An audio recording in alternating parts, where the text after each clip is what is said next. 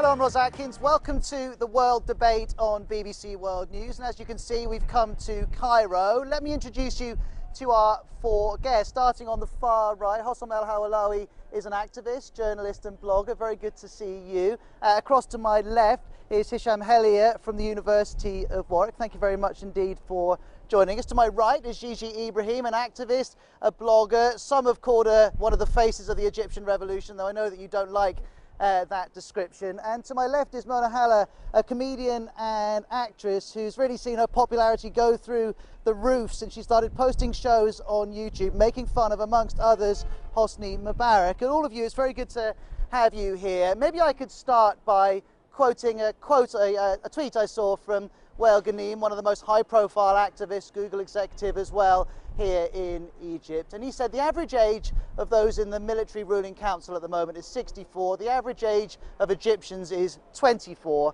And the point he was making was very clear, Gigi, that those who drove this revolution still don't have their hands on power. Well, you know, it was a people's revolution from all different age groups, and usually revolutions are carried out by the youth, but it's not so much about age as opposed to like the group that's in power, and the people that carried out and still defend the revolution are the ones that should be in power. I think people have to just keep in mind that this revolution is ongoing. You know, it didn't finish on February 11th, and it probably won't be over for a very long time. So we're still in a very interesting transitionary phase, and it'll be interesting to see what happens with elections in September, if they are held in September, and what the first democratically elected government of Egypt will actually look like. I don't think it's about really the age group as much as the social background of who's ruling, and it is true the remnants of the Mubarak's dictatorship are still running this country, whether it's the military council, who are Mubarak's military generals to start with, and most of the, let's say, the wheelers and dealers of the old regime, maybe not the high-profile ones, but the middle ranking and also some of the senior ranking ones are still around. So that's why we are under so much concern. But I do agree with Hisham that the revolution is still ongoing. That's why I have hope. Mona, what's your view of the power shift that has or hasn't occurred? Not really. I agree with Hussam, because now we still have this corruption, we still have fightings for the people to get this power to say their opinion. But there'll be people watching this around the world thinking, isn't this the deal which you made after all those protests? Mubarak went, you accepted this ruling council, and in exchange you accepted some constitutional changes and elections in September. Shouldn't you be patient with that plan? Let it follow through?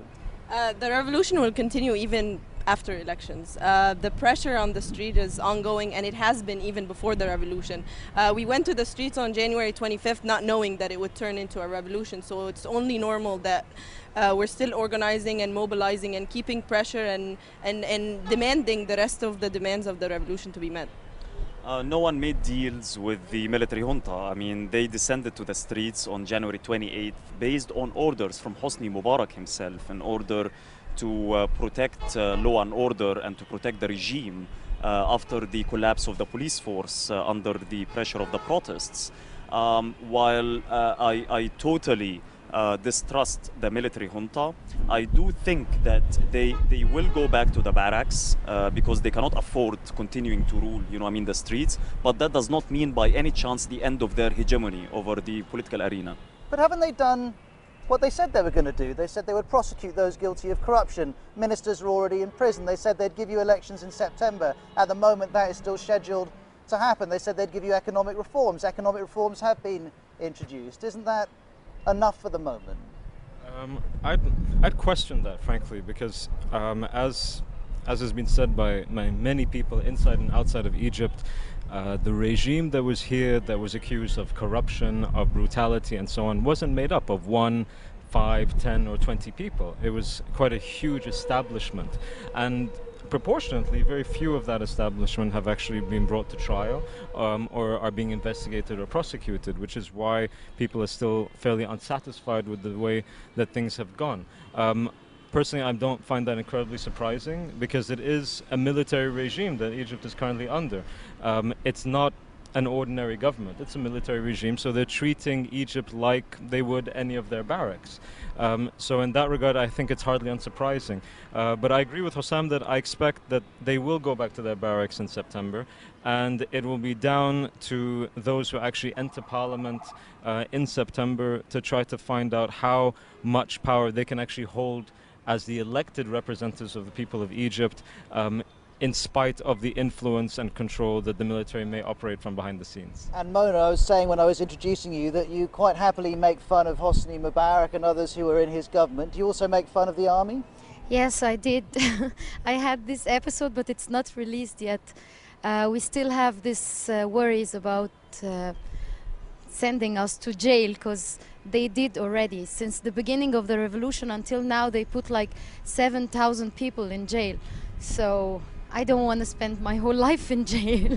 That comes as a surprise to me that Mona doesn't feel able to put a show onto YouTube making fun of whoever she wants in Egypt. Well, this is the kind of censorship or the lack of freedom of speech that we've had before Mubarak, and it still continues. It's actually harsher. We're not just sent to jails or prisons, we're sent to military courts and military prisons, which are much harsher. And this is one of the demands that actually came up after the revolution, that we need an end to military trials for civilians. Completely unacceptable, and this should end now. There's no reason for it. Is your expectation that come September, when you have elections and a new government, that those kind of things will come to an end? Then what about the 7,000 that were already tried? Even if it comes to an end, those who tortured and killed martyrs on the January of 25th, and even the killers of Khalid Saeed a year ago, has still not been sentenced, has still even not been tried. Some of the people that have engaged in these kind of killings of the on January 28th and 25th haven't even been brought to trial or prosecuted. And these trials are so untransparent, and we really have no idea what's happening. So we need everybody to be held accountable and prosecuted transparently. We replaced one taboo by the other. I mean, Mubarak used to be a red line. Now the army is a red line. Yes. And we used to have concerns about criticizing Mubarak. Now we have concerns about criticizing the military junta. I got cut off air, actually, I mean, on one of the TV shows like last week, because I started to say that the military should be put under the people's supervision as a public institution that takes from the taxpayers' money, their budget at the end of the year. And next thing, the guy freaked out on TV and he cut me off air. So, which goes to show that we still have a long way to go. But hold on, who cut you off air? The presenter? The presenter, yeah. Well, but that's not the military's fault. That's just the presenter deciding he doesn't want you on his show. I mean, that kind of thing. It's not going to happen today, I can promise you. But I hope not. But that kind of thing does happen. That kind of thing happens all over the world. That's the way TV and radio presenters work. He's a veteran presenter who used to come from state TV background, so he knows how to play it safe in general. And he thought that what I was doing was not safe for him anymore. And obviously, Hussam was brought on this show to discuss another presenter that was going to the military prosecutor to be questioned. So obviously, he didn't want to be like the next presenter to be prosecuted. Now, let's talk about the economy now. I was here a few weeks after Hosni Mubarak stepped down, and very few people were talking about the economy. They were excited about the political, the constitutional changes that were coming. Being here now in Egypt, it's the first thing people are mentioning to me. They seem to feel they're paying a price for the change which they've demanded, and they don't want to pay that price anymore. And am I wrong in getting the sense that if that's not fixed, that people's commitment to change and to reform might start to weaken? I think you're absolutely right on that. I'd say that there are two issues that occupy the minds of most Egyptians at the moment. The first is security, the second is the economy. And these are two very, very critical, basic issues, I think, that really occupy the average Egyptian on the street, inside and outside of Cairo. This is a country of 83 million people, and it's not confined to the media that we see on TV or in the newspapers or on blogs or Twitters or anything like that. It's really a very, very big country, and I think that these are two of the basic issues that people are thinking about. And it will be very important that any party that seeks to actually enter parliament in September takes those two issues on very, very head on, very strongly, because that's what will matter most to people, I think. When you say take those issues head on, but how do you take those on? What is the best way of getting the Egyptian economy moving? It's not growing as fast as it was before the revolution. Here in the cities of Egypt, inflation is over 10%. These are tough times. So what's the answer? To embrace globalization, to embrace capitalism? We have very well capable people that are have done research, decades of research on how to build the Egyptian economy not based on tourism and foreign aid. This is exactly what we need to end, being a client state to the West or whatever, the World Bank or the IMF. These are the type of policies that ignited the revolution and anger within people that we need to end. What troubles me is that the neoliberal policies, more or less, that had led to the impoverishment of the Egyptian masses and which was one of the main triggers for this revolution, it seems it's still intact. And actually, the new transitional government is following the same policies. The labor movement here in Egypt had already put forward, several demands about the national minimum wage, a maximum wage. We're talking here about the renationalization of the privatized factories that have been demolished, actually, thanks to neoliberalism. All of these are radical measures that could help alleviate some of the grievances that we have now. But in the short term, you're saying you don't want the IMF and the World Bank to help, but in the short term, this economy needs more money than it has coming into it at the moment. People living their day-to-day lives need the cost of living to come down, need their incomes to go up. Yeah.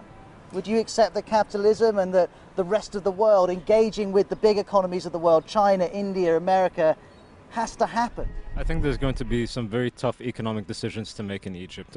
Egypt is trying to reform itself on the basis of its foreign policy, on the basis of its economic policies.